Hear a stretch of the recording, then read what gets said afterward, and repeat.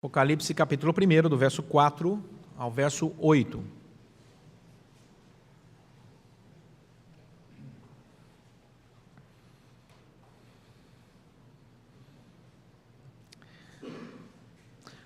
João, às 7 igrejas que se encontram na Ásia, graça e paz a vós outros, da parte daquele que é, que era e que há de vir, da parte dos 7 espíritos que se acham diante do seu trono, e da parte de Jesus Cristo, a fiel testemunha, o primogênito dos mortos e o soberano rei dos reis da terra. Aquele que nos ama e pelo seu sangue nos libertou dos nossos pecados e nos constituiu reino, sacerdotes para o seu Deus e Pai, a ele a glória e o domínio pelos séculos dos séculos. Amém. Eis que vem com as nuvens, e todo olho verá, até quantos o traspassaram. Todas as tribos da terra se lamentarão sobre ele, certamente. Amém. Eu sou o Alfa e o Ômega, diz o Senhor, Deus, aquele que é, que era e que há de vir, o Todo-Poderoso. Vamos orar. Ó Deus, fala o nosso coração pela obra do Teu Santo Espírito. Que essa palavra nos enriqueça, nos instrua, conduza as nossas vidas. Para que saiamos daqui, Senhor, edificados, exortados, consolados, animados pelo Teu Santo Espírito. Oramos em nome de Jesus Cristo. Amém. Onde está a raiz dos problemas? Resposta do ex-primeiro-ministro do Reino Unido, Benjamin Disraeli. O homem não é produto das circunstâncias, as circunstâncias são produto dos homens. Então, os homens é que geram os problemas, segundo esse grande estadista. Nós vivemos problemas climáticos porque o homem destruiu a natureza e agora colhe as consequências disso. Nós vivemos fome mundial porque o homem não sabe repartir aquilo que tem, principalmente as grandes e poderosas nações. Preferem, às vezes, investir bilhões e bilhões de dólares em programas pífios, né, sem nenhum sentido para a humanidade, a investir em assistência a países que estão passando por grandes dificuldades. Daí, o Roberto Chiniachik, esse nome eu acho tão chique, ele nesse livro, Problemas, Oba, ele diz que os problemas aparecem quando as pessoas não fazem o que se espera que elas façam. Quando as pessoas fazem o que se comprometeram a fazer, as metas se realizam. Quando não fazem, os problemas acontecem. Isso é muito interessante. E ele dá 2 motivos para isso. Ele diz, por que as pessoas então não fazem aquilo que prometeram fazer? Ele diz, a primeira razão para isso é que elas não sabem como fazer. Às vezes você pede uma pessoa para fazer uma coisa, ela não sabe como fazer, e isso gera um problema. Ou, às vezes, a segunda opção, ela sabe como fazer, mas ela não está comprometida com o projeto da organização. E aí eu vou substituir organização por família, né, igreja, qualquer outro empreendimento que você esteja participando dele, ou grupo social que você participe dele. É interessante, ele usa o exemplo, o Roberto, de infecção hospitalar. Ele diz... alguns, não todos, mas alguns problemas de infecção hospitalar estão diretamente ligados aos profissionais que não tomaram os devidos cuidados ou às pessoas que visitaram o hospital e não tomaram os devidos cuidados. Quer dizer, eles não tiveram um compromisso com aquela organização que estavam ou visitando ou trabalhando e isso trouxe um grande prejuízo para as pessoas que estavam ali. Mas existe aí, sim, outras origens para problemas, e aí já não é do Roberto, aí já é reflexão bíblica mesmo, que alguns problemas eles se originam como fruto de um problema, um sistema político socioeconômico. Por exemplo, vamos imaginar que aconteça um terremoto numa região onde nós dependemos dela para o transporte de óleo, tem oleoduto enorme ali, e isso dá um crash no mercado, e você é afetado por isso. Ou você não é afetado pelo crash do mercado financeiro? Claro que é, se o dólar sobe demais, se a bolsa cai muito, todos nós vamos ser afetados por isso, né? Então, isso acontece sem que, de uma maneira direta, você seja o responsável por isso.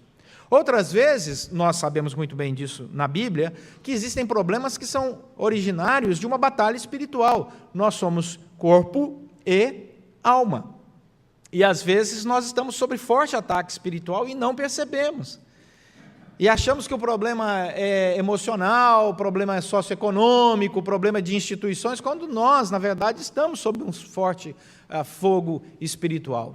Os irmãos aqui desse texto de Apocalipse, eles estavam recebendo uma pressão muito grande, fruto de um sistema político que os perseguia, porque eles começaram a dizer, e Nero não gostou nada disso, que existia um rei dos reis, existia o Senhor dos senhores, aquele que nós devemos toda lealdade. E o imperador daquela época exigia toda lealdade. Ele exigia, inclusive, que as pessoas o adorassem como divindade, como divindade. E quem não aceitava isso era perseguido. E dependendo da afirmação da pessoa, perseguido até a morte. E você vai dizer, isso é coisa lá do passado. Não, infelizmente, existem pessoas sendo mortas hoje, cristãos, porque pelo simples fato de serem cristãos e dizerem que amam o Senhor Jesus, e eles morrem. Acesse a internet, Igreja Perseguida, que você vai ver a tristeza que está acontecendo em vários países do mundo, e obviamente a imprensa não consegue cobrir tudo isso, não é? Mas a internet está aí, é uma parte da imprensa que você pode ter acesso a ela. E nós percebemos que isso aconteceu desde os primórdios da igreja cristã, já com Nero, quando ele construía no Coliseu um espetáculo de sangue, onde os cristãos eram queimados vivos, colocados para serem devorados por animais, e a igreja está passando por esse momento. Essa carta aqui do Apocalipse é escrita para essa igreja. Imagine você sentado na sua igreja, sua família sendo perseguida, seus amigos perseguidos e mortos, você perdendo emprego pelo simples fato de ser cristão, porque o seu patrão não quer participar desse problema político, e aí abre-se a carta do Apocalipse e lê-se esse texto. A pergunta é, o que esse texto pode ajudar a igreja a superar um momento tão difícil? Qual é a afirmação desse texto que tem a ver com um momento tão difícil da vida da igreja? Ele vai revelar isso a ele. Deus está na nossa história. Deus está na nossa história. Nossa história não é escrita sem a presença, a intervenção divina. Isso faz toda a diferença. Aqueles irmãos entenderam essa mensagem e isso aqueceu o coração deles. Olha o versículo 4 e o versículo 8. Há uma afirmação que é repetida. O que é, o que era e o que há de vir. Ele repete no versículo 4 e no versículo 8. A intenção do apóstolo João é mostrar para aqueles irmãos ali, naquele contexto, que Deus está na história. Ele não está ausente dos nossos problemas, das perseguições, das dificuldades. Às vezes, quando somos vitimizados, pelas circunstâncias ou vítimas das circunstâncias. E existe uma diferença muito grande entre uma coisa e outra, que é a nossa maneira de ver a circunstância. Aí o texto vai nos mostrar, olha o versículo 5, que Deus se revela na nossa história por meio de Jesus Cristo. Vamos ler o versículo 5, o finalzinho dele aí, que diz que Ele é aquele que nos ama e pelo seu sangue nos libertou dos nossos pecados. O momento de dificuldade da igreja, a mensagem vem de maneira clara: Deus te ama. Senhor, não está fácil aí fora, estou sendo perseguido, existem batalhas enormes. Deus te ama. Como é que eu posso saber que Deus me ama? Qual é a prova concreta do amor de Deus? Eu não quero apenas uma teoria, eu não quero uma teologia vazia. Como eu saber de maneira concreta que Deus me ama? Olhe para Jesus Cristo. Olhe o quanto Ele se deu por você. O Deus eterno desce da sua tranquilidade celestial, se encarna, se coloca por debaixo da lei, fica limitado por opção, agora ele tem que comer, porque senão ele vai sentir fome, ele precisa dormir, porque está cansado, ele se autolimita. Fantástico a encarnação de Cristo. A divindade se dando por nós, pelas criaturas. E Ele vem sem pecado para nos resgatar, para mostrar o amor de Deus. Como é que eu sei que Deus me ama? Olhe para Jesus. Ele foi esbofeteado por sua causa. Colocaram um capuz nele, espancaram Ele por nossa causa. Bateram nele até sangrar. por nossa causa, e não satisfeitos, levaram ele à cruz, e o pregaram na cruz, para escárnio de todos, para que o mundo pudesse dizer, se Deus aparece aqui, a gente mata ele, porque nós temos o poder de fazer o que nós bem entendemos. Quando nós pensamos, como é que eu sei que Deus me ama? Precisamos nos lembrar de Jesus Cristo. Nós nos distanciamos da lei de Deus, e por isso Cristo teve que vir. Nós viramos as costas para Ele. Olha o que diz Lucas 19:10, porque o Filho do Homem veio buscar e salvar o que se havia perdido. Perdemos a rota, nos distanciamos de Deus, e todas as vezes que nós pecamos, nós estamos distanciando de Deus. Nós deixamos de olhar para Deus para olhar para o nosso próprio coração, para o nosso conforto, para a nossa vontade, para a nossa disposição, para aquilo que nós achamos, que a gente chama na teologia de axiologia, é a maior matéria do mundo, axiologia, né? O que a Bíblia diz? Não, eu acho, aí começa a axiologia, né? Jesus Cristo se entregou, Ele veio nos resgatar, Cristo veio ao mundo para salvar os pecadores. O que Paulo diz lá em Timóteo? Cristo veio para salvar os pecadores, aí Paulo diz assim, dos quais eu sou o principal. Que consciência do apóstolo Paulo. E aí ele usa uma palavra importante na Bíblia, e a palavra é a palavra redenção. Essa palavra redenção, ela aparece lá em Colossenses 1,14, quando a Bíblia afirma que pela redenção de Cristo Jesus, Ele nos libertou do cativeiro. A palavra redenção, ela significa exatamente isso. É quando você vai a um cativeiro e tira a pessoa de lá. A pessoa está presa. Ela precisa ser retirada da cadeia, daquela prisão. Ela não pode sair de lá sozinha. É preciso que uma pessoa que esteja livre possa pagar o preço da sua liberdade. E ela vai lá e paga o preço. E diz assim, eu vou retirar essa pessoa que está presa e com toda razão, ela quebrou a lei, ela tem que estar presa. Mas eu vou pagar a penalidade no lugar dela. Ah, mas espera aí, deixa eu te explicar uma coisa. A penalidade dessa pessoa que está aí é prisão perpétua. E ela vai ser conduzida à morte. Porque o salário do pecado é a morte, o preço é esse. Aí o que Cristo fez? Abriu a cadeia, falou, pode tirar, e eu vou entrar aí dentro e vou morrer por ela. É isso que Cristo fez por nós. E aí aqueles irmãos começaram a entender a importância de ser livre quando alguém paga o preço por nós. Essa teologia boa de John Owen. Então Deus começa a entrar na nossa história e revelar-se na nossa história. E o texto vai dizer que Ele era, ou seja, o Deus que nos criou, o Deus que nos salvou em Cristo Jesus. Quando eu olho para trás no meu tempo de vida, eu percebo que eu não sou fruto do acaso. E era isso que João queria dizer para aquela igreja. Vocês não são frutos do acaso. Deus criou cada um de nós. Ele é o El Shaddai, Ele é o Todo-Poderoso, Ele é Adonai, Ele é Jeová Jireh, Ele é o Senhor que coordena todas as coisas. Ele é o Deus que criou cada detalhe desse universo. Então Ele nos formou e nós distanciamos dele pelos nossos pecados, buscando alegria, buscando prazer em outras coisas, e fomos nos afundando no pecado, e Ele veio para nos resgatar. Em Cristo Jesus nós somos salvos. Ele é o Deus da nossa história no passado. Ele é o Deus que era, mas também é o Deus que é. Ou seja, Deus quer fazer parte da nossa história agora. E como Deus se revela na nossa história agora? Olha o texto bíblico aí, por favor, mantenha a sua Bíblia aberta. Ele nos ama, pelo seu sangue nos libertou dos pecados, e Ele tem um projeto para a nossa vida agora, para o nosso dia a dia. Qual é o projeto de Deus? Diz o versículo 6.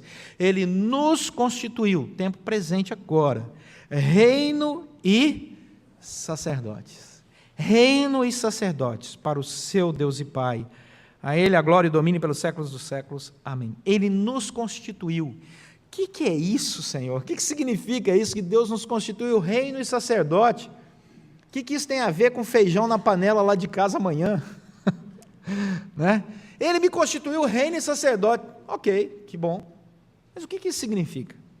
George Eldon Ladd diz que o povo de Deus é o reino, não somente porque é formado por pessoas sobre as quais Deus reina, mas porque deve participar no reino messiânico de Cristo. Então a primeira afirmação é a seguinte: nós somos cidadãos de um reino espiritual. Esse reino é o reino de Cristo Jesus. Então eu sou cidadão desse reino, eu tenho dupla cidadania. Sou brasileiro de estatura mediana, gosto muito de fulana, e a fulana que me quer, né? Graças a Deus. Mas eu também sou cidadão do reino de Deus. E se às vezes aqui nessa terra o meu reino não me protege, seja eu de que país for, tá, gente? De que país for, não vai nenhuma crítica política aqui, qualquer país. O reino celestial me protege. Essa cidadania é diferente. Essa cidadania faz toda a diferença. Eu já contei para vocês aqui, mas alguns não ouviram, mas tem pouco tempo, deve ter só uns 11 anos que eu contei isso. Mas quando eu fui pegar o meu primeiro visto para viajar para os Estados Unidos, há muito tempo atrás, a pessoa que estava na minha frente disse assim: olha, você é muito jovem. E a Cris estava grávida, eu ia falar numa conferência, grávida do Natan, um barrigão de 5 meses. Ele falou, naquela época eles não davam visto tão fácil. Ele disse assim: não vão dar visto para você não. E eu disse assim: se der, deu, se não der, não deu. O cara, você é muito tranquilo? Eu falei, sim, sou tranquilo, porque Deus, o meu Senhor, é rei no Brasil, nos Estados Unidos, no Canadá, na Inglaterra, no Líbano, até na Argentina. Ele reina sobre todos os lugares. Ele é o Senhor de tudo. Se Ele quiser, Ele carimba. Se Ele não quiser, não carimba. Eu vou entender que não é a vontade dEle, um dia vai dar certo. Ok, tudo bem, está na mão do Senhor. E não é que deu certo? Cheguei lá, rapaz, boa viagem. E ele me fez boas perguntas, me lembro direitinho. O senhor tem casa? Falei, não. Moro na casa da igreja. O senhor tem carro? Falei, não, eu vendi para comprar passagem da Cristiane. O senhor tem telefone? Telefone na época era patrimônio. Falei, também não, o telefone é da igreja. Falei, o que o senhor tem? Falei, nada, tem aqui minha carteira de pastor, sou pastor. Então boa viagem, Deus abençoe, muito obrigado. Deus é rei, Ele reina sobre todas as coisas, e às vezes a gente fica super estressado. Deus nos chamou para fazer parte desse reino, pagou alto preço pela nossa cidadania, e muitas vezes nós estamos sob ataque, sob conflitos, a gente tem que parar, meter a mão no passaporte espiritual e falar, peraí, tem cidadania aqui. Somos sacerdotes porque executamos as funções sacerdotais lá do Antigo Testamento. Quais eram as funções sacerdotais do Antigo Testamento? Apresentar sacrifícios de ação de graça, oração diante do Senhor. E nós temos essa liberdade em Cristo Jesus. Cristo nos fez sacerdotes. Nós podemos orar agora. Podemos até orar uns pelos outros. Podemos elevar a Deus sacrifícios de louvor e Ele aceita. Que coisa maravilhosa, somos sacerdotes. Simon Kistemaker disse que o texto nos liga às promessas de Êxodo. Vamos ler lá o texto de Êxodo, está em itálico. Vamos juntos. Agora, pois, se diligentemente ouvirdes a minha voz, guardardes a minha aliança, então sereis a minha propriedade peculiar dentre todos os povos, porque toda a terra é minha. Vós me sereis reino de sacerdotes e nações. Aquilo que o Senhor prometeu lá no Antigo Testamento, agora transfere para nós hoje, a igreja, o Israel de Deus, o povo de Deus. Quando nós obedecemos a palavra, ouvimos a voz, guardamos no coração, nós exercemos agora essa maravilhosa bênção, que é ser sacerdote nesse mundo. Essa é a nossa agenda, pertencemos ao reino de Deus, somos sacerdotes do Senhor. Então Deus nos chama para o seu reino, e o reino de Deus é diferente. Olha o texto de João, capítulo 18, vou abrir aqui, ler o texto de João, capítulo 18, a conversa de Jesus. Eu sou vidrado em Jesus, gente. Jesus é demais, cada palavra dele é fantástica, cada atitude de Jesus. Vai ser bom demais encontrar com ele, né, gente? Senhor, vamos bater um papo, Senhor, vamos. Tem umas dúvidas aqui teológicas. Ele vai dar uma risada batendo no nosso ombro. Olha que interessante, a conversa de Jesus com Pilatos, em João 18, 36. Respondeu Jesus, o meu reino não é deste mundo. Se o meu reino fosse deste mundo, os meus ministros se empenhariam por mim, para que não fosse eu entregue aos judeus. Mas agora o meu reino não é daqui. Então lhe disse Pilatos, logo tu és rei? Respondeu Jesus, tu dizes que sou rei. Complicou Pilatos ainda. É interessantíssimo a visão de Jesus. Abre o nosso horizonte. Abre o nosso horizonte. Abre os nossos olhos e diz que nós somos diferentes. Ele nos chama para o seu reino. O reino dele não é dessa terra. Por isso os valores e a visão do reino de Deus são diferentes. Nós somos pessoas que vivem valores e visão completamente diferentes do mundo. O mundo não consegue compreender a visão e os valores do reino de Deus. É preciso ter um encontro transformador com o Espírito Santo para entender isso. Não adianta você tentar inculcar ao mundo os valores do reino de Deus. Não desista. A sua função é falar, ministrar, viver. Mas quem vai convencer o mundo é o Espírito Santo. Graças a Deus por isso, que não depende de nós. Ele é que vai fazer a obra. Isso nos tranquiliza. Então, quando o mundo começa a debater valores e visão do mundo, vão ser sempre, ou na grande maioria das vezes, quando sai da área da graça comum, diferente daquilo que nós cremos. A gente tem que respeitar, falar, ok, essa é a sua visão, esses são os seus valores, mas não são os meus valores, nem a minha visão. Está tudo certo, não é? Vamos aqui viver harmoniosamente. E deixa que o Espírito Santo age, toca os corações. Não cabe no reino de Deus qualquer tipo de imposição, não cabe no reino de Deus qualquer tipo de discurso autoritarista, onde falta amor, entendimento, percepção de que algumas pessoas ainda não foram alcançadas pela graça e, portanto, não entendem os valores do reino de Deus. A gente ora por elas e segue junto. E é isso que Cristo nos chama para fazer no seu reino. Ele não nos tirou desse mundo, mas nos colocou no mundo para sermos sal e luz, fazer diferença. Sem negociar nossos princípios, mas deixando os nossos princípios cheios de amor pelo caminho. E por isso nós oramos pelas autoridades, devemos orar pelas autoridades, pedir que Deus abençoe o mundo inteiro. Eu estou preocupado com a eleição nos Estados Unidos, temos que orar por eles lá, temos que orar pela eleição em Uganda, na Namíbia, em Moçambique, em Angola. Não é só o Brasil, não, é pelo mundo todo. O Senhor falou, ide por todo mundo e pregar o evangelho a toda criatura. Nós temos que ampliar os nossos horizontes. Jesus nos chama para esse reino, que ajuda os necessitados, que é generoso, que estende a mão, que não vive a avareza de quem quer guardar somente para si. É tão bonito. A marcha das ofertas em igreja, eu acho uma coisa lindíssima. Eu vou contar um segredo para vocês. Esse segredo está guardado às 7 chaves. Sempre eu oro pelos irmãos na marcha das ofertas. Verdade. Sempre.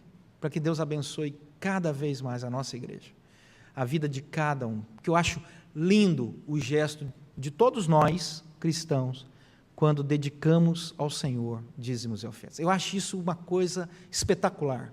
A igreja tem 500 anos, a igreja protestante, 500. Olha que maravilha, há 500 anos esse gesto se repete.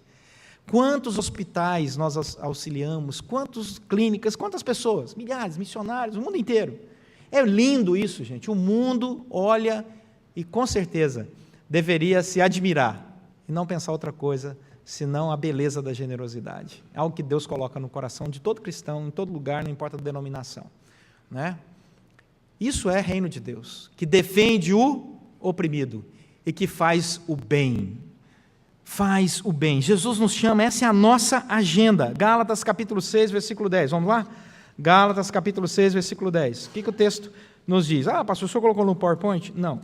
Coloquei aqui para a gente andar um pouquinho na Bíblia, só voltar algumas páginas. Gálatas 6, 10. Por isso, olha que lindo o texto. Enquanto tivermos oportunidade, façamos o bem a todos. Enquanto você tiver oportunidade, porque vai chegar uma hora que você não vai ter oportunidade mais. Aí é tarde demais. Quando tiver oportunidade, faça. Mas faça principalmente aos da família da fé. A família da fé tem que ser o lugar onde ninguém passa necessidade. Família da fé é essa igreja. Não pode haver entre nós necessitados. E a igreja atenta para isso, porque isso é bíblico. Proclamando, portanto, o ensino de Jesus Cristo. Isso é outra característica do reino de Deus. Eu ouvi uma palestra muito boa do Ronaldo Lidório, numa conferência agora, nossa conferência do CTPI, ele foi um dos preletores, e ele disse assim, se você tiver 5 minutos, apenas 5 minutos, para falar para uma pessoa do Evangelho, não fale sobre igreja, fale sobre Jesus Cristo. Eu achei isso fantástico. Porque muitas vezes nós queremos falar para uma pessoa sobre igreja, e ela não está precisando de igreja, ela está precisando de Jesus Cristo. Então, você chega numa pessoa, ela está passando alguma dificuldade, você fala para ela assim: olha, eu sei que você está passando um momento difícil, mas eu queria te convidar para ir na minha igreja, lá tem um pastor, gente boa demais. Esse domingo não está lá não, está em outro lugar. Mas vai lá, e não sei o quê, a nossa igreja tem um estacionamento com um shopping, a nossa igreja tem até aplicativo. Não faça isso. Se você tem 5 minutos, fala de Jesus. Fala da história de Jesus. Conta para a pessoa que Jesus ama, que Jesus responde às orações, que Jesus fala ao nosso coração. Fale de Jesus, mais Jesus, menos igreja. O pastor está dizendo isso, hein?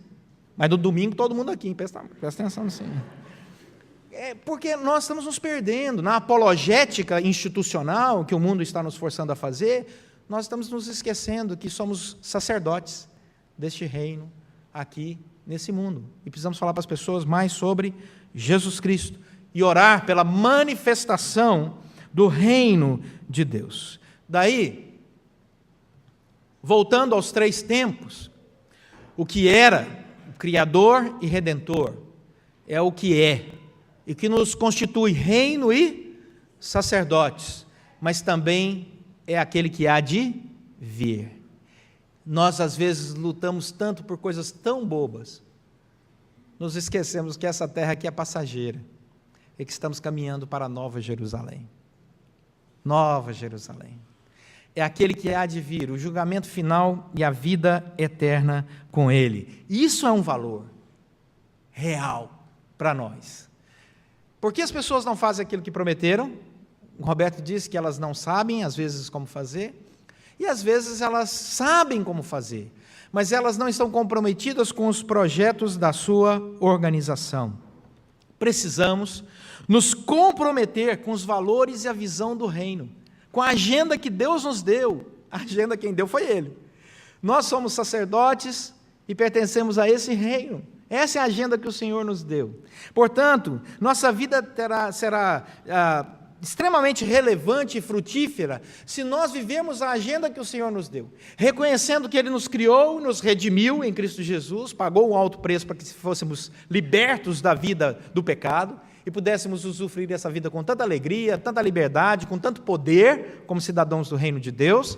E assim, vivemos nessa nova agenda, uma agenda que aponta para o futuro, e que me garante a todo cristão, que quando tudo passar, nós veremos o Rei, com os nossos próprios olhos. E aí, lá na Praça da Nova Jerusalém, nós vamos nos cruzar, e dizemos: pastor, o senhor por aqui? Pois é. E vamos bater aquele papo gostoso, no lugar da perfeição, porque é para isso que nós estamos caminhando, não se engane. E precisamos falar isso para as pessoas. Daí, se muitas vezes o Evangelho não está atingindo todos os lugares que deveria atingir, ou não está causando a transformação que deveria causar, é porque muitas vezes percebemos um povo de Deus que não está comprometido com os valores do reino de Deus. Sabemos fazer, portanto, vamos nos comprometer. E não tem coisa melhor, você sabe muito bem disso, do que colocar a cabeça no travesseiro à noite, dizendo assim: hoje cumpri minha missão de cristão. Para a glória de Deus. É muito bom. É muito bom. Que o Senhor inunde o nosso coração de alegria, e que não sejamos parte do problema do mundo, mas sejamos parte da solução, para a glória de Deus. Vamos orar.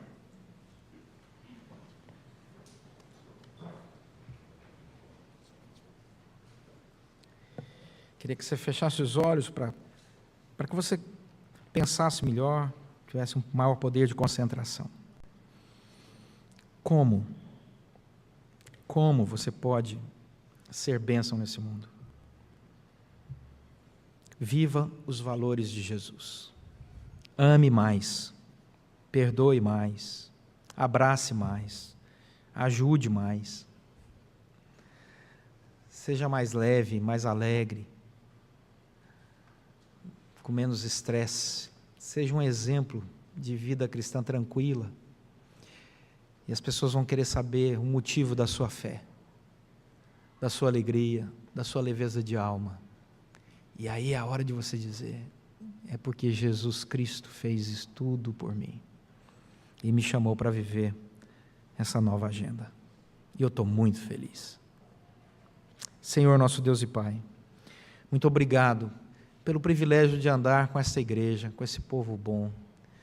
Igreja do Senhor Jesus esparramada pela face da terra, em tantos lugares, tantas congregações diferentes. Como é bom fazer parte deste reino. Como é bom fazer parte do corpo. Como é bom ser chamado por Ti para sermos todos sacerdotes. Temos a liberdade de orar, falar com o Senhor, interceder uns pelos outros e experimentar a paz que excede todo entendimento, a alegria do Senhor que é a nossa força e a certeza de que o Senhor domina sobre tudo. Ó Deus, o Senhor é o Alfa e o Ômega, o Senhor é o Todo-Poderoso, contigo está o engrandecer e a tudo dar força, Tu dominas sobre tudo e por isso, Senhor, agora nas Tuas mãos consagramos a nossa oração. Enche o nosso coração dessa alegria, dessa certeza e dessa alegria, pois pedimos a Tua bênção sobre cada família aqui representada, em nome de Jesus Cristo. Amém.